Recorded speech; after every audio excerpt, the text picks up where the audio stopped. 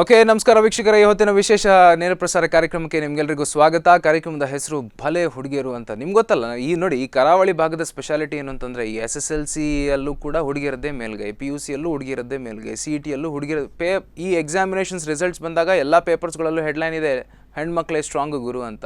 ಈಗ ಮತ್ತೆ ಸಾಬೀತಾಗಿದೆ ನೋಡಿ. This subject is actually very interesting. ಏನಂತಂದರೆ, ಗದ್ದೆಗೆ ಹೋಗಿ ಅಲ್ಲೋಗಿ ನಟ್ಟಿ ಮಾಡಿ ಅಲ್ಲಿ ಕೃಷಿ ಚಟುವಟಿಕೆಗಳನ್ನು ಮಾಡ್ತಾ ಇದ್ದಾರೆ ಒಂದಿಷ್ಟು ಹುಡುಗಿಯರು ಅಂತಂದರೆ ಇವ್ರು ಭಲೆ ಹುಡುಗಿಯರಲ್ವಾ. ಸೊ ಅವ್ರನ್ನ ಕೂರಿಸಿ ಒಂದು ಮಾತನಾಡಿಸುವಂಥ ಕಾರ್ಯಕ್ರಮನೇ ಈ ಹೊತ್ತಿನ ನಮ್ಮ ನೇರ ಪ್ರಸಾರದ ಕಾರ್ಯಕ್ರಮ. ಅವ್ರೇನು ಹೇಳ್ತಾರೆ, ಅವರ ಇಂಟ್ರೆಸ್ಟಿಂಗ್ ಸಬ್ಜೆಕ್ಟ್ ಏನು, ಇವ್ರು ಹೇಗೆ ಇದಕ್ಕೆಲ್ಲ ಬಂದರು, ಈಗ ಗದ್ದೆಗಳೇ ಕಣ್ಣಿಗೆ ಕಾಣದೇ ಇರುವಂಥ ದಿನಗಳಲ್ಲಿ ಇವ್ರು ಗದ್ದೆಗೆ ಹೋಗಿ ಕೃಷಿ ಮಾಡ್ತಾರೆ ಅಂತಂದರೆ ನಿಜವಾಗ್ಲೂ ಅವರಿಗೊಂದು ಚಪ್ಪಾಳೆ ನಮ್ಮ ಕಡೆಯಿಂದ. ಸೊ ಈ ಹೊತ್ತಿನಲ್ಲಿ 4 ಜನ ಅಕ್ಕ ತಂಗಿಂದ್ರೆ ಅವರೆಲ್ಲರೂ ಕೂಡ ರಿಲೇಟಿವ್ಸ್ ಅಂತ ನಾನು ಅವ್ರ ಜೊತೆ ಮಾತನಾಡ್ತಾ ಇದ್ದೆ. ಈಗ ಇನಿಷಿಯಲಿ ಇಬ್ಬರು ನಮ್ಮ ಜೊತೆ ಮಾತನಾಡ್ತಾರೆ. ಒಂದು ಬ್ರೇಕ್ ಆದ ನಂತರ ಮತ್ತೆ ಇಬ್ಬರನ್ನ ಕೂರಿಸಿ ಮಾತನಾಡೋಣ. Okay, so welcome to the show. ಇಬ್ಬರಿಗೂ ಕೂಡ ನಮಸ್ಕಾರ, ಪ್ರೋಗ್ರಾಮಿಗೆ ಸ್ವಾಗತ. ನಿಮಗೆ ನಮಸ್ತೆ ಸರ್. ಏನು ಫಸ್ಟ್ ಟೈಮ್ ಎದುರಾಗಿದೆ ನೀವು? ನಿಮ್ಮನ್ನ ಇದರಲ್ಲೆಲ್ಲ ನೋಡಿ ನಿಮ್ಮ okay. On to my extreme right ಅಲ್ಲಿ ಸ್ಮಿತಾ ಡಿಕುನಾ ಇದ್ದಾರೆ. ಮತ್ತೆ ಅವ್ರ ಪಕ್ಕದಲ್ಲಿ ಅವ್ರ ತಂಗಿ ಅಲ್ಲ ನೀವು? ಅವ್ರ ತಂಗಿ. ನಿಮ್ಮ ಹೆಸರು ಪ್ರಿಯಾಂಕಾ ರಾಡ್ರಿಗಸ್ ಅಂತ. ಸೊ ಸ್ಮಿತಾ ಅವ್ರು ಇತ್ತೀಚೆಗಷ್ಟೇ 2 ತಿಂಗಳಾಯ್ತಂತೆ ಅವ್ರ ಮದುವೆ ಆಗಿ ನಾಸಿಕಲ್ಲಿ ಸೆಟ್ಲ್ ಆಗಿಬಿಟ್ಟಿದ್ದಾರೆ. ಅವರು MBA ಪದವಿ ಇದ್ದಾರೆ. ಯಾವುದ್ರಲ್ಲಿ ನಿಮ್ಮ ಸಬ್ಜೆಕ್ಟ್ ಸ್ಪೆಷಲೈಸೇಷನ್? ಫೈನಾನ್ಸಲ್ಲಿ. ದುಡ್ಡು. ಓಕೆ, ನೀವು? LLB ಆದ ಸಿಸ್ಟರ್ ನಂದು. ಯಾವುದು? SDM ಲಾ ಕಾಲೇಜ್ ಮ್ಯಾಂಗ್ಳೂರಲ್ಲಿ. ಫೈನಲ್ ಇಯರ್ ಆದದಷ್ಟೇ ಈಗ ಜಸ್ಟ್ ಈ ವರ್ಷ ಲಾಸ್ಟ್ ಮಂತ್. ಹೌದು, ಜೂನ್ ಅಲ್ಲಿ ಆದದಷ್ಟೇ. ಓಕೆ. ಸೊ ಆಫ್ಟರ್ ಜೂನ್ ಅಗ್ರಿಕಲ್ಚರಿಗೆ ಜಾಯಿನ್ ಮಾಡಿದ್ದೆ. ಅದಕ್ಕೂ ಮುಂಚೆ ಯಾವ ಕೋರ್ಸ್ ಮಾಡಿದ್ರಿ? BCom ಮಾಡಿದ್ದೆ ಪೂರ್ಣ ಪ್ರಜ್ಞಾ ಕಾಲೇಜಲ್ಲಿ. ಓಹೋ, ಸೂಪರ್. Okay, right. ಸೊ ಹೇಗಿದೆ ನಿಮ್ಮ ಊರು, ಹೊಸ ಊರು ನಾಸಿಕ್? ಸೂಪರ್. ನನಗೆ ಮಿಸ್ ಆಗ್ಲಿಕ್ಕೆ ಅಂತ ಚಾನ್ಸೇ ಇಲ್ಲ. ಯಾಕೆ? ನಾನು ಈ ಊರು ಮತ್ತೆ ಆ ಊರಿಗೆ ಹೇಳಿದ್ರೆ ಸೇಮ್ ಹೇಳ್ಬೋದು. ಹೌದಾ? ಅಲ್ಲಿ ನೋಡ್ಲಿಕ್ಕೆ ತುಂಬಾ ವೆರೈಟಿ ಉಂಟು. ಅದೇ ತುಂಬಾ ಕ್ರಾಪ್ಸ್ ನಾನು ನೋಡೋದು ಇಲ್ಲಿ ನೋಡ್ಲಿಲ್ಲ, ಅಲ್ಲಿ ನೋಡಿದೆ ನಾನು. ಓಕೆ ಓಕೆ ವೀಕ್ಷಕರೇ, ಈಗ ನಾನು ಇವ್ರ ಜೊತೆ ಮಾತುಕತೆಯನ್ನು ಮುಂದುವರಿಸೋದಕ್ಕಿಂತ ಮುಂಚೆ, ಇವರೆಲ್ಲ ಅಕ್ಕ ತಂಗಿಯರು ಸೇರಿ ಗದ್ದೆಯಲ್ಲಿ ಕೃಷಿ ಮಾಡ್ತಾರೆ. ಅದು ಹೇಗೆ ಮಾಡ್ತಾರೆ ಅನ್ನೋದನ್ನ ಈ ಒಂದು ಸ್ಮಾಲ್ ಪ್ಯಾಕೇಜಲ್ಲಿ ನೀವು ಒಂದ್ಸಲ ನೋಡ್ಕೊಂಡ್ಬನ್ನಿ.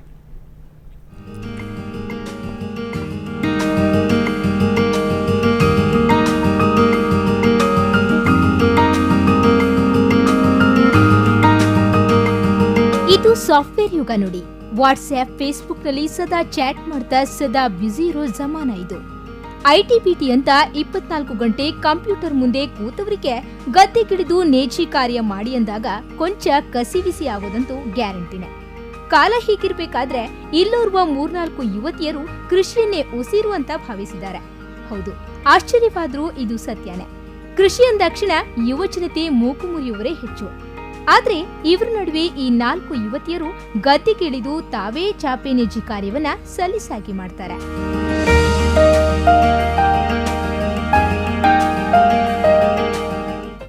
ನಾವು ಯೂತ್ ಈ ನ್ಯೂ ಟೆಕ್ನಾಲಜಿ ಯೂಸ್ ಮಾಡಲಿಕ್ಕೆ ತುಂಬ ಖುಷಿ ಆಗ್ತಾ ಉಂಟು.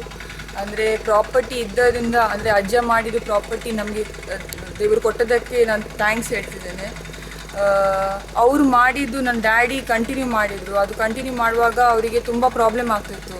ಅಂದರೆ ಕೆಲಸಕ್ಕೆ ಜನ ಸಿಗ್ತಿರಲಿಲ್ಲ, ಒಂದಿಲ್ಲದ್ರೆ ಒಂದು ಪ್ರಾಬ್ಲಮ್ ಬರ್ತಿತ್ತು. ಆಗ ಗೌರ್ಮೆಂಟ್ ಹೊಸ ಮಿಷನನ್ನು ಇಂಟ್ರೊಡ್ಯೂಸ್ ಮಾಡುವಾಗ ನಮಗೇನೋ ಸುಲಭ ಅಂದಿತ್ತು, ಇದೇನೋ ನಮಗೆ ಅಂತ ಮಾಡಿದಾಗಿತ್ತು ಮಿಷನ್, ನ್ಯೂ ಜನ್ರೇಷನ್ ಕುತ್ಕೊಂಡ ಹಾಗೆ. ಆಗಿರುವಾಗ ನಾವೇ ಸ್ಟಾರ್ಟ್ ಮಾಡಿದ್ವಿ.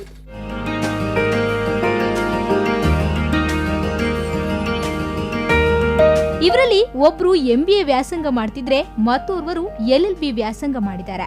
ಮತ್ತೋರ್ವರು ಸಿವಿಲ್ ಇಂಜಿನಿಯರಿಂಗ್ ಓದ್ತಾ ಇದ್ದಾರೆ. ಆದ್ರೆ ವಿದ್ಯಾಭ್ಯಾಸವನ್ನ ಮುಂದುವರಿಸಿಕೊಂಡು ವೃತ್ತಿಯನ್ನ ಮಾಡುತ್ತಿರುವ ಇವರು ಕೃಷಿಯಿಂದ ವಿಮುಖರಾಗಿಲ್ಲ. ಬದಲಾಗಿ ತಮ್ಮ ತಂದೆಯ ಕಾಲದಿಂದಲೂ ನಡೆಸಿಕೊಂಡು ಬರ್ತಾ ಇದ್ದ ಕೃಷಿ ಚಟುವಟಿಕೆಯನ್ನ ಈ ಮಕ್ಕಳು ಕೂಡ ಮುಂದುವರಿಸಿಕೊಂಡು ಬಂದಿದ್ದಾರೆ. ಅದರಂತೆ ಇವರ ತಂದೆಯ ಕಾಲದಿಂದಲೂ ಈ ವೃತ್ತಿಯನ್ನ ಮುಂದುವರಿಸಿಕೊಂಡು ಬಂದಿದ್ದು ಕಟಪಾಡಿಯ ಫಾರೆಸ್ಟ್ ಗೇಟ್ ಬಳಿಯ ತಮ್ಮ ನಿವಾಸದ ಸುಮಾರು 17 ಎಕರೆ ಕೃಷಿ ಭೂಮಿಯಲ್ಲಿ ಚಾಪೆ ನೇಜಿಯನ್ನ ಮಾಡ್ತಾ ಇದ್ದಾರೆ.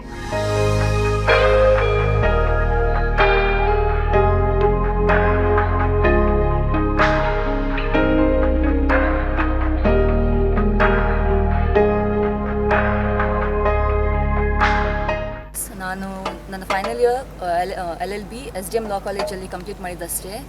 ನಾನು ಫ್ಯೂಚರಲ್ಲಿ ನನ್ನ ಅಪ್ಪನೊಟ್ಟಿಗೆ ಪ್ರಾಕ್ಟೀಸ್ ಮಾಡ್ತೇನೆ ಅಡ್ವೊಕೇಟ್ ಆಗಿ. ನಾನು ಇದು ಅಗ್ರಿಕಲ್ಚರ್ ಮೆಕನೈಸ್ ಸ್ಟಾರ್ಟ್ ಮಾಡಿ 6 ಇಯರ್ಸ್ ಆಯಿತು.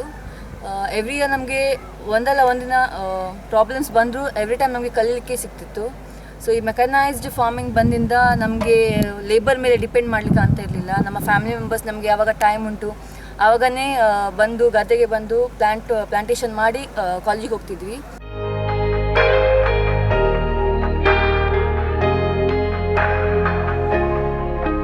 ಇಂದಿನ ದಿನಗಳಲ್ಲಿ ಕೃಷಿ ಚಟುವಟಿಕೆಗೆ ಆಳುಗಳ ಸಂಖ್ಯೆಯೇ ತೀರಾ ವಿರಳ. ಈ ಹಿನ್ನೆಲೆಯಲ್ಲಿ ಇವರು ಚಾಪಿ ನೇಜಿಯ ನೂತನ ಯಂತ್ರವನ್ನ ಖರೀದಿಸಿ ನೇಜಿಯನ್ನ ಮಾಡ್ತಾ ಇದ್ದಾರೆ. ಜೊತೆಗೆ ಈ ಯಂತ್ರದ ಬಳಕೆಯಿಂದ ನೇಜಿ ಕೆಲಸ ಸುಲಭವಾಗಿ ಮಾಡಬಹುದಾಗಿದೆ ಅಂತಾರೆ ಈ ಯುವ ಕೃಷಿಕರು. ಈ ಯುವ ಕೃಷಿಕರು ಗದ್ದೆಗಿಳಿದು ನೇಜಿ ಕಾರ್ಯವನ್ನ ಆರಂಭಿಸಿದನ್ನ ನೋಡ್ತಾ ಇದ್ರೆ ಎಂಥವರು ಕೂಡ ಒಮ್ಮೆ ತಲೆಬಾಗ್ಲೇಬೇಕು. ಒತ್ತಡದ ಬದುಕಿನಲ್ಲಿ ನಮಗೆ ಸಮಯ ಇಲ್ಲ ಎಂದು ಗೊಣಗುವರ ಮಧ್ಯೆ ಇವರು ಮಾದರಿಯಾಗಿ ನಿಲ್ತಾರೆ. ತಮ್ಮ ಕೆಲಸ ವಿದ್ಯಾಭ್ಯಾಸದ ಜೊತೆಗೆ ಸಮಯ ಸಿಕ್ಕಾಗಲೆಲ್ಲ ವಿಶಾಲವಾದ ಗದ್ದೆಗಿಳಿದು ತಮ್ಮ ಕೃಷಿ ಕಾರ್ಯವನ್ನ ಆರಂಭಿಸ್ತಾರೆ. ಈ ಮೂಲಕ ಯುವತಿಯರು ಯಾವುದಕ್ಕೂ ಕಡಿಮೆ ಇಲ್ಲ ಅನ್ನೋದನ್ನ ತೋರಿಸಿಕೊಟ್ಟಿದ್ದಾರೆ. ಇವರ ಈ ಉತ್ಸಾಹ ಆಸಕ್ತಿಯೇ ಈ ಕೃಷಿ ಚಟುವಟಿಕೆಗೆ ಸ್ಫೂರ್ತಿಯನ್ನ ನೀಡ್ತಾ ಇದೆ.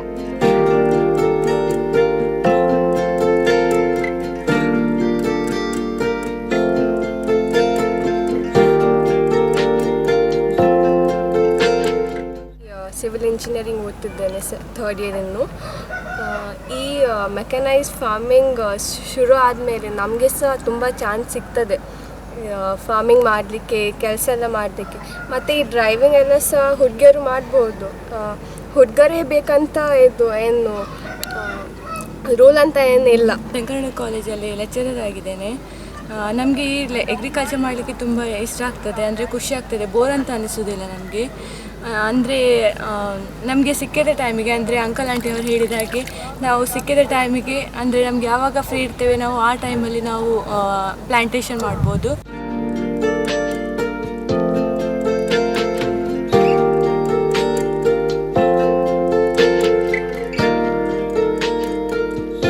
ಒಟ್ಟಿನಲ್ಲಿ ಐಟಿಬಿಟಿಗಳ ದಾಸರಾಗುತ್ತಿರುವ ಇಂದಿನ ದಿನಗಳಲ್ಲಿ ಯುವಜನತೆ ಕೃಷಿಯಿಂದ ವಿಮುಖರಾಗದೆ ತಮ್ಮ ವೃತ್ತಿಯ ಜೊತೆಗೂ ಈ ಕೃಷಿ ಕಾರ್ಯಚಟುವಟಿಕೆಗಳಲ್ಲಿ ತೊಡಗಿಸಿಕೊಂಡ್ರೆ ಕೃಷಿ ಸಂಸ್ಕೃತಿ ಉಳಿಯುತ್ತೆ ಅನ್ನೋದನ್ನ ತೋರಿಸಿಕೊಟ್ಟಿದ್ದಾರೆ. Very nice. That's how you get recognised. You all stand out ಅಲ್ಲ. ಎಲ್ಲರೂ ಐಟಿಬಿಟಿ ಕಡೆಗೆಲ್ಲ ಹೋಗ್ತಾ ಇರ್ತಾರೆ. ನಾನು ಒಂದೊಂದಾಗಿ ನಿಮಗೆ ಪ್ರಶ್ನೆಯನ್ನು ಕೇಳಬೇಕು. ಹೇಗೆ ನಿಮ್ಮ ಮಾರ್ಕ್ಸ್ಗಳೆಲ್ಲ ಹೇಗೆ? ಅದು ಕಲಿಯೋದಕ್ಕೆಲ್ಲ ಹುಷಾರ ನೀವೆಲ್ಲ? ಮಾರ್ಕ್ಸ್ ಹೇಳೋದು ಬೇಡ. ಓಕೆ, ಐ ಮೀನ್ ಸುಮ್ಮನೆ ನಾನು ಕೇಳಿದೆ. ಹೇಳಿ, ಇದಕ್ಕೆ ನಿಮ್ಮ ತಂದೆಯವರು ಏನು ಮಾಡ್ಕೊಂಡಿದ್ದಾರೆ? ಅವರು ಅಡ್ವೊಕೇಟ್ ಆಗಿದ್ದಾರೆ. ಪಾಸ್ಟ್ 32 ಇಯರ್ಸ್ ಇಂದ ಪ್ರಾಕ್ಟೀಸ್ ಮಾಡ್ತಿದ್ದಾರೆ. ಏನು ಅವ್ರ ಹೆಸರು? H.E. ರಾಡ್ರಿಗಸ್, ಉಡುಪಿಯಲ್ಲಿ ಪ್ರಾಕ್ಟೀಸ್ ಮಾಡ್ತಿದ್ದಾರೆ, ಕ್ರಿಮಿನಲ್ ಸೈಡ್ ಅಲ್ಲಿ. Okay, nice. ಸೊ ಈಗ ಹೇಳಿ ನನಗೆ, ಈ ಪ್ರೇರಣೆ ಅಂತ ಒಂದು ಇರುತ್ತಲ್ಲ, ಗದ್ದೆಗೆ ಒಂದು ಇಳಿಯೋದಕ್ಕೂ ಒಂದು ಇನ್ಸ್ಪಿರೇಷನ್ ಅಂತ ಬೇಕು. ಸೊ ಯಾರು ನಿಮ್ಗೆ ಇನ್ಸ್ಪಿರೇಷನ್? ನನ್ನ ಅಪ್ಪ ಮತ್ತು ಅಮ್ಮ. ಫಸ್ಟ್ ಟ್ರೆಡಿಷನಲ್ ವೇಲ್ ಯೂಸ್ ಮಾಡುವಾಗ ಆ ನಾಟಿ ಹೆಂಗಸರ ಹಿಂದೆ ಹೋಗೋದು ನಿಯರ್ಲಿ 1 ಮಂತ್ ಆಗ್ತಿತ್ತು ನಮ್ಮ ಅಗ್ರಿಕಲ್ಚರ್. ಅದನ್ನು ನೋಡುವಾಗ ನಮಗೆ ಬೇಡನೇ ಅಂತ ಆಗ್ತಿತ್ತು.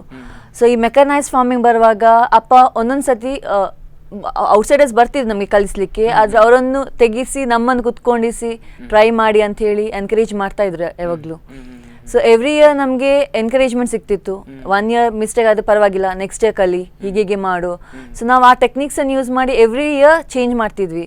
ಸೊ ಈಗ ಫೈನಲಿ 6 ಇಯರ್ಸ್ ಅಲ್ಲಿ ನಮಗೆ ಡಿಫ್ರೆಂಟ್ ಟೈಪ್ಸ್ ಆಫ್ ಎಕ್ಸ್ಪೀರಿಯನ್ಸ್ ಸಿಕ್ಕಿದೆ. ತುಂಬಾ ರಿಸ್ಕ್ ತಗೊಂಡಿದ್ದೇವೆ ನಾವು, ಆದ್ರೂ ಕೂಡ ನಮ್ಗೆ ತುಂಬಾ ಹೆಲ್ಪ್ ಆಗಿದೆ ಅದರಲ್ಲಿ. ಓಕೆ. ಸ್ಮಿತಾ ಅವ್ರೆ, ಏನ್ ನಿಮ್ಮ ಹಾಬೀಸ್ ಎಲ್ಲ ಏನೇನು? ಏನ್ ಫ್ರೀ ಇರ್ಬೇಕಾದ್ರೆ ಏನೇನೆಲ್ಲ ಮಾಡ್ತೀರಾ? ಫ್ರೀ ಇರುವಾಗ ನಾರ್ಮಲ್ ಮ್ಯೂಸಿಕ್, ಇಲ್ಲದಿದ್ರೆ ಟಿವಿ ನೋಡೋದು, ಫೇಸ್ಬುಕ್, ವಾಟ್ಸ್ಆಪ್ ನಾರ್ಮಲ್. ಅದಿದೆ ಅಲ್ಲ? ಅದಿದೆ. ಅದಂದ್ರೆ ಅದು ಇಲ್ಲ ಅಂದ್ರೆ ಆಗಲ್ಲ ಅಂತ. ಓಕೆ, ಅದು ಇದ್ರೇನೆ ನೆಕ್ಸ್ಟ್ ಈ ಟೈಮಲ್ಲಿ ಅದು ನೋಡ್ಲಿಕ್ಕೆ ಆಗಲ್ಲ, ಅಂದ್ರೆ ನಮ್ಗೆ ಟೈಮೇ ಇರಲ್ಲ ನೋಡ್ಲಿಕ್ಕೆ. ಈ ಟೈಮಲ್ಲಿ ನಾವು ಬಿಸಿ ಗಮ್ಮತ್ ಮಾಡ್ಕೊಂಡಿರ್ತೀವಿ ಗದ್ದೆಯಲ್ಲಿ. ಇನ್ಸ್ಪಿರೇಷನ್ ಹೇಳಿದ್ರೆ ಡ್ಯಾಡಿ, ಮಮ್ಮಿ, ಅಂಕಲ್ಸ್, ಆಂಟೀಸ್, ಡ್ಯಾಡಿಯ ಫುಲ್ ಫ್ಯಾಮಿಲಿ ಎಂಕರೇಜ್ ಮಾಡ್ತಾರೆ. ಅವ್ರು ಲಾಂಗ್ ಬ್ಯಾಕ್ ಮಾಡ್ತಿದ್ರು, ಅವ್ರು ಕೂಡ ಸೋತೋಗಿದ್ದಾರೆ ಪಾಪ. ಆದ್ರೆ ನಮ್ಗೆ ಎಂಕರೇಜ್ ಮಾಡ್ಲಿಕ್ಕೆ ಅವರೇ ಅವರಂದ್ರೆ ತುಂಬಾ ಎಂಕರೇಜ್ ಮಾಡ್ತಾರೆ, ಯಾವಾಗಲೂ ವಾಟ್ಸಪ್ಪಲ್ಲಿ ಮೆಸೇಜ್ ಮಾಡೋದು, ಅಂದರೆ ಗುಡ್ ಜಾಬ್. ಓಕೆ ಓಕೆ ನಾವು ಎಷ್ಟು ಮಾಡಿದ್ವಿ ಹೇಳಿದ್ರೆ ಆ ಮೆಸೇಜ್ ಬಂದಾಯ್ತಲ್ಲ ನಮಗೆ, ಓಕೆ ಓಕೆ ಆಗ ನಮ್ಗೆ ಖುಷಿ ಆಗ್ತದೆ. ಓಕೆ ನಾವು ಈಗ ಮಾಡಿದ್ವಿ ಅಲ್ಲ. ಇವತ್ತು ನೋಡಿದ್ರೆ ಕೂಡ ಹಾಗೇನೆ, ಬೆಳಿಗಿಂದ ಸಾಯಂಕಾಲ ಮಾಡಿದ್ವಿ, ಅಷ್ಟರೊಳಗೆ ನಮಗೆ ಆ ಎಂಕರೇಜ್ಮೆಂಟ್ ವರ್ಡ್ಸ್ ಸಿಕ್ಕಿದೆ already. Okay okay okay right. ಈಗ ನಂಗೆ ಹೇಳಿ, ಬೆಳಿಗ್ಗೆ ಎಷ್ಟು ಗಂಟೆಗೆ ಸ್ಟಾರ್ಟ್ ಆಗುತ್ತೆ ಈಗ ನಿಮ್ಮ ಕೆಲಸ? Normally 7 o'clock. ಒಂದೊಂದ್ಸತಿ ಅರ್ಜೆಂಟ್ ಎಮರ್ಜೆನ್ಸಿ ಕಾಲೇಜಿಗೆಲ್ಲ ಬೇಗ ಹೋಗ್ಲಿಕ್ಕಿದ್ರೆ 6ಗೆ ಸ್ಟಾರ್ಟ್ ಮಾಡ್ತೇವೆ. ಬೆಳಿಗ್ಗೆ 6 ಗಂಟೆ ಸ್ಟಾರ್ಟ್ ಮಾಡ್ತೇವೆ. ಓ ರೈಟ್. ಸೊ 6 ಗಂಟೆಗೆ ಸ್ಟಾರ್ಟ್ ಆದ್ರೆ ಈಗ ಕಾಲೇಜ್ ಇಲ್ಲದೆ ಇದ್ದಂಥ ದಿನಗಳಲ್ಲಿ ಎಷ್ಟು ಗಂಟೆಯಿಂದ ಎಷ್ಟು ಗಂಟೆ ತನಕ ಮಾಡ್ತೀವಿ? ಫಾರ್ ಎಕ್ಸಾಂಪಲ್ ಇವತ್ತಾದ್ರೆ ನಾವು 7 o'clockಗೆ ಸ್ಟಾರ್ಟ್ ಮಾಡಿದ್ವಿ, ಅಂದ್ರೆ ಫರ್ಟಿಲೈಸರ್ಸ್ ಹಾಕಿ ಗದ್ದೆಗೆ ಮೆಷಿನ್ ಸ್ಟಾರ್ಟ್ ಮಾಡುವಾಗ 7-8 ಆಗಿತ್ತು. ರೈಟ್. ಸೊ 8 ಇಂದ ಆಫ್ಟರ್ನೂನ್ ತನಕ ಮಾಡಿ ಮತ್ತೆ ಸ್ವಲ್ಪ 1 hour ಬ್ರೇಕ್ ತಗೊಂಡು ಎಗೇನ್ ಇಂದ 5 ಸ್ಟಾರ್ಟ್ ಮಾಡಿದ್ವಿ. ಸೊ 5 to 7 ಈಗ ಮಾಡಿ ಬಂದದ್ದು ನಾವು. ಓಕೆ, ಮಾಡಿ ಡೈರೆಕ್ಟ್ ಆಗಿ ಸ್ಟುಡಿಯೋಗೆ ಬಂದ್ಬಿಟ್ಟಿದ್ದೀರಾ. That's nice. ಈಗ ನಂಗೆ ಹೇಳಿ, ನಿಮ್ಮೆಲ್ಲರದ್ದು ಸೇಮ್ ಥಾಟ್ ನನಗೆ ಬಹಳ ಇಷ್ಟ ಆಗುತ್ತೆ. ಯಾಕೆಂತಂದ್ರೆ ಒಬ್ಬರಿಗೆ ಆಸಕ್ತಿ ಇದ್ರೆ ಒಬ್ರು ಮಾಡ್ಕೊಂಡಿರ್ಬೋದು, ಬಟ್ ನೀವೆಲ್ಲ ಕಸಿನ್ಸ್ಗಳೇನು ಸೇರ್ಕೊಂಡು, ಅಕ್ಕ ತಂಗಿ ನೀವು ಮತ್ತು ನಿಮ್ಮಿಬ್ರು ಕಸಿನ್ಸ್ಗಳು ಎಲ್ರಿಗೂ ಸೇಮ್ ಥಾಟ್ ಬಂದಿರೋದಕ್ಕೆ ಪ್ರಾಬಬ್ಲಿ ಯುವರ್ ಫ್ಯಾಮಿಲಿ ಟ್ರೆಡಿಷನ್ನೇ ಒಂದು ಕಂಟಿನ್ಯೂ ಆಗಿರೋದು ಕಾರಣ ಅಂತ ಅನ್ಸುತ್ತೆ. ಏನಂತ ಬ್ಲಡ್ ಎಳ್ದಾಗಿ ಆಗ್ತದಲ್ಲ, ಅಂದ್ರೆ ಜನರೇಷನ್ ವರ್ಕ್ ಅನ್ನು ಬ್ಲಡ್ ಇಂದ ಸಿಗ್ತದೆ ಹೆಲ್ಪ್ ಅಂತ ಹೇಳಿ ಎಳಿತದೆ. ಹಾಗೆ ನಮ್ಗೆ ಈಗ ಫ್ರೀ ಅಗ್ರಿಕಲ್ಚರ್ ಇಂಟ್ರೆಸ್ಟ್ ಇಲ್ಲದಿದ್ರು ಆ ಬ್ಲಡ್ ಸೇಮ್ ಬ್ಲಡ್ ಇದ್ದ ಕಾರಣ ಹೋಗಿ ಅಗ್ರಿಕಲ್ಚರ್ ಮಾಡಂತೇಳಿ ಹಾಗೆ ಎನ್ಕರೇಜ್ಮೆಂಟ್ ಬಿಹೈಂಡ್ ಇಂದ ಬಂದಾಗೆ ಆಗ್ತದೆ. Right right right. ಸಿ, ನಿಮ್ಮಿಬ್ರದ್ದು ಏನು ಲೈನ್ಸ್ ಬೇರೆ ಬೇರೆ. ಅವರು ಮ್ಯಾನೇಜ್ಮೆಂಟ್ ಕಡೆಯಲ್ಲಿದ್ರೆ ನೀವು ಲಾಯರ್ ಆಗಿದ್ದೀರಾ ಈಗ. ಅಲ್ಲ, ಇಬ್ರದ್ದು ಬೇರೆ ಬೇರೆ ಇದರಲ್ಲಿ, ಬಟ್ ಸೇಮ್ ಅಗ್ರಿಕಲ್ಚರ್ಗೆ ಕೊಡುವಂಥ ಇಂಪಾರ್ಟೆನ್ಸ್ ನಾನು ಬಗ್ಗೆ ಹೇಳ್ತಾ ಇರೋದು. ಯಾಕೆ ಅಂತಂದರೆ ನೋಡಿ, ಇಲ್ಲಿ ನಾನು ಡೈರೆಕ್ಟಾಗಿ ಪಾಯಿಂಟಿಗೆ ಬರ್ತೇನೆ. ಈಗ ಗದ್ದೆಗೆ ಇಳಿಯುವುದು ಅಂತಂದ್ರೆ, ಒಂದು ಫೋಟೋ ತೆಗೆಯೋದಕ್ಕೆ ಗದ್ದೆಗೆ ಇಳಿಯುವುದು ಅಂತಂದ್ರೆ ಕಾಲ್ ಕೆಸರಾಗ್ತದೆ, ನನ್ನ ಪ್ಯಾಂಟ್ ಕೆಸರಾಗ್ತದೆ, ನಾನು ಶೂ ತೆಗೆದು ಇಡಬೇಕು ಅನ್ನೋಂಥ ಮಾತುಗಳನ್ನು ಆಡ್ತೇವೆ. ಇಂಥದ್ರಲ್ಲಿ C the kind of inferiority complex ಅಂತ ನಾವೇನು ಹೇಳ್ತೇವೆ, ನಾನು ಗದ್ದೆಗೆ ಇಳಿಯೋದ, ನಾನು ನಟ್ಟಿ ಮಾಡೋದ, ನಾನು ನೇಜಿ ನೋಡೋದ ಅಂತ. What you have to say? ಈ ಥರದ ಮೈಂಡ್ ಸೆಟ್ ಇರುವಂಥವ್ರು ಏನು ಹೇಳೋದಕ್ಕೆ ಬಯಸ್ತೀರ? ಚಾನ್ಸ್ ಸಿಗುವಾಗ, ಅಂದರೆ ಚಾನ್ಸ್ ಇರುವಾಗ ನಾವು, ಈಗ ಚಾನ್ಸ್ ಸಿಕ್ಕಿದ್ರೆ ಮಾತ್ರ ನಾವು ಇಳಿತೀವಿ. ಅವರಿಗೆ ಚಾನ್ಸ್ ಅಂದರೆ ಫೋಟೋ ತೆಗಿಲಿಕ್ಕೆ ಚಾನ್ಸ್ ಸಿಕ್ಕಿದ್ರೆ ಅದು ನಾವು ಏನು ಹೇಳಲಿಕ್ಕಲ್ಲ. ಇದರಲ್ಲಿ ಅಂದರೆ ಅಗ್ರಿಕಲ್ಚರಲ್ಲಿ ನಾನು ಹೇಳ್ತೇನೆ ಅಂದರೆ, ಅದರಲ್ಲಿ ಮಣ್ಣು ಅದಕ್ಕೆ ನಾವು ಇದು ಮಾಡ್ಲಿಕ್ಕಲ್ಲ, ಮಣ್ಣು ದೇವರೇ ಕೊಟ್ಟದ್ದು. ಅದರಲ್ಲಿ ನಾವು ಆಟ ಆಡಿದ್ರೆ ಏನಾದ್ರೂ ನಮ್ಗೆ ಒಳ್ಳೆ ಸಿಗ್ಬೋದು. ಡ್ರಾಬ್ಯಾಕ್ಸ್ ಉಂಟು, ನಮ್ಮ ಉಗುರು ಹಾಳಾಗ್ಬೋದು, ಫೇಸ್ ಎಲ್ಲ ಕೆಲಸದಲ್ಲೂ ಡ್ರಾಬ್ಯಾಕ್ ಇದ್ದೇ ಇರ್ತದೆ. ಈಗ IT BT ಹೋಗಿದ್ದವ್ರು ಅವ್ರಿಗೆ ಊಟ ಇಲ್ಲ, ನಿದ್ದೆ ಇಲ್ಲ, ಮಾನಸಿಕ ಸಮಸ್ಯೆಗಳಿಂದ ಬಳಲ್ತಾ ಇರ್ತಾರೆ ಅವ್ರು. ಆದ್ರೆ ಇಡೀ ದಿನ ಈ ಕೆಲಸದಲ್ಲಿ ಮಾಡ್ಲಿಕ್ಕೆ ತುಂಬಾ ಜನ ಹಿಂದೆ ಆಗ್ತಾರೆ, ಮುಂದೆ ಹೋಗುದಿಲ್ಲ ಅವರು. ಅಂದ್ರೆ ಅವ್ರದ್ದು ಅವ್ರ ಮೈಂಡ್ ಸೆಟ್ಟೇ ಚೇಂಜ್ ಮಾಡಿಬಿಟ್ಟಿದ್ದಾರೆ. ಮೇ ಬಿ ಪೇರೆಂಟ್ಸ್ ಎಂಕರೇಜ್ ಮಾಡ್ಲಿಲ್ಲವ, ಅದೇನು ಹೇಳಲಿಕ್ಕಲ್ಲ.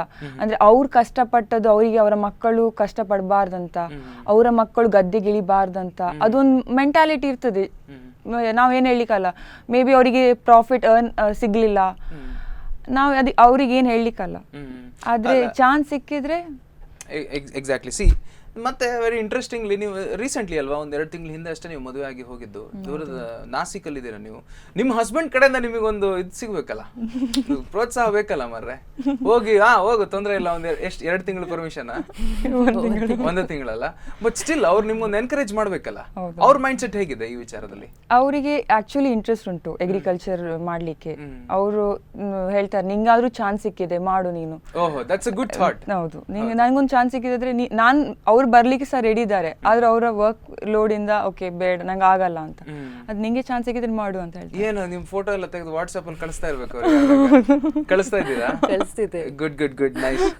ಕಮಿಂಗ್ ಟು ಯು, ನೋಡಿ, ಈಗೆಲ್ಲ ಒಂದು ಡಿಗ್ರಿ ಆದ್ರೆ ಸಾಕು, ದೂರದ ಬೆಂಗಳೂರಿಗೆ ಹೋಗ್ತಾರೆ, ಇಲ್ಲ ಮುಂಬೈಗೆ ಹೋಗ್ತಾರೆ, ಇಲ್ಲ ಹೆಚ್ಚಿನವರಿಗೆ ಗಲ್ಫ್ ಕಂಟ್ರೀಸಿಗೆ ಹೋಗೋದು ಪ್ರಿಟಿ ಕಾಮನ್.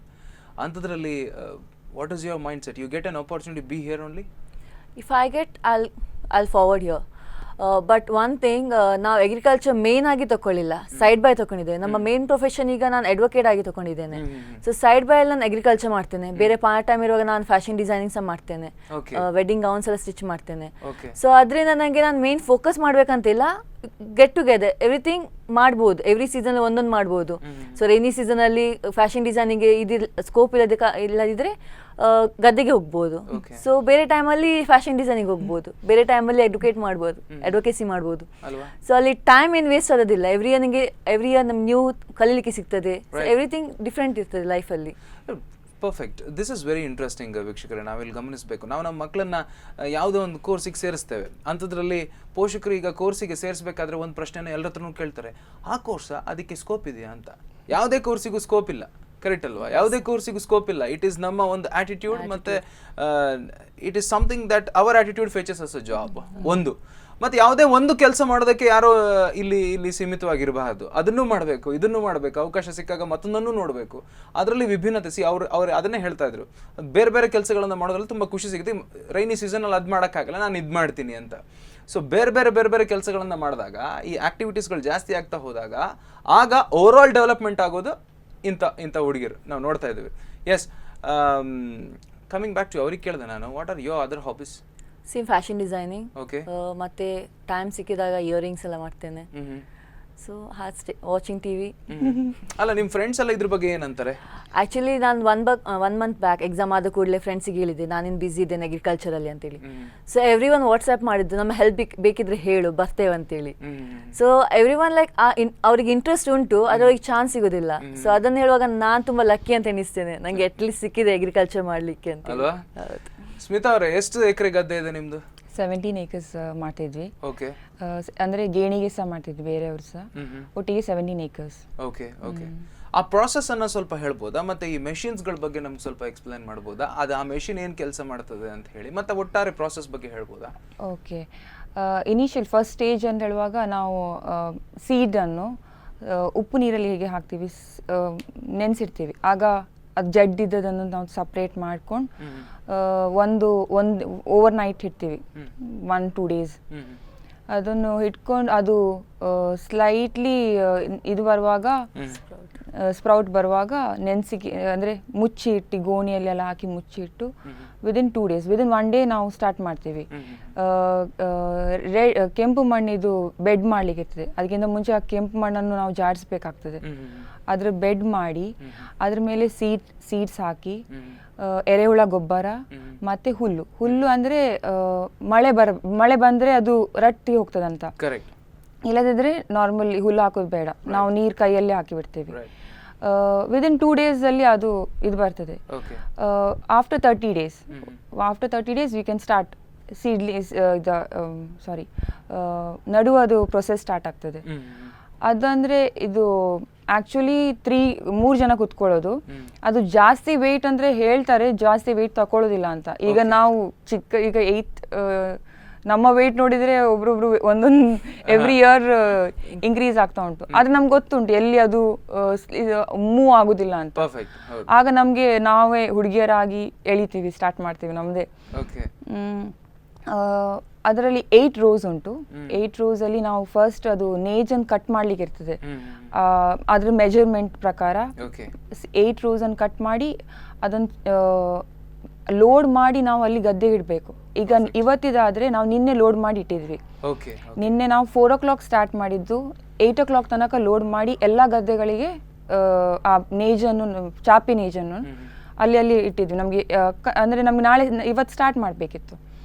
ಸೊ ಆ ಚಾಪಿ ನೇಜ್ ಒಂದ್ಸತಿ ಕುತ್ಕೊಂಡವ್ರು, ಇವಾಗ ಇಬ್ರು ಕುತ್ಕೊಳ್ತಾರೆ ಸೈಡಲ್ಲಿ, ಜಸ್ಟ್ ಅವ್ರು ಪುಷ್ ಮಾಡ್ಬೇಕಾಗ್ತದೆ. ಅಂದ್ರೆ ಒಂದೊಂದ್ಸತಿ ತಕೊಳ್ಳೋದಿಲ್ಲ ಅಂತ ಹೇಳ್ತಾರೆ, ಪುಲ್ ಮಾಡೋದಿಲ್ಲ ಅಂತ. ರೈಟ್. ಒಂದ್ ನಿಮಿಷ ಸ್ಮಿತಾ ಅವ್ರಿಗೆ ಒಂದು ಸ್ಮಾಲ್ ಬ್ರೇಕ್ ತಗೋಬೇಕು ನಾವು, ಮತ್ತೆ ಇದನ್ನ ಮುಂದುವರ್ಸೋಣ. ವೀಕ್ಷಕರೇ, ನೀವು ನೋಡ್ತಾ ಇದ್ದೀರಿ ಇದೊಂದು ವಿಶೇಷ ಕಾರ್ಯಕ್ರಮ. ಒಂದೇ ಫ್ಯಾಮಿಲಿಯ ಅಷ್ಟೂ ಜನ ಅಕ್ಕ ತಂಗಿಯರೆಲ್ಲ ಸೇರಿ ಗದ್ದೆಯಲ್ಲಿ ನೇಜಿ ಕೆಲಸವನ್ನು ಮಾಡ್ತಾ ಇರುವಂಥದ್ದು. ಒಂದು ಸಣ್ಣ ಬ್ರೇಕ್ ನಂತರ ಕಾರ್ಯಕ್ರಮ ಮತ್ತೆ ಮುಂದುವರಿಯುತ್ತದೆ.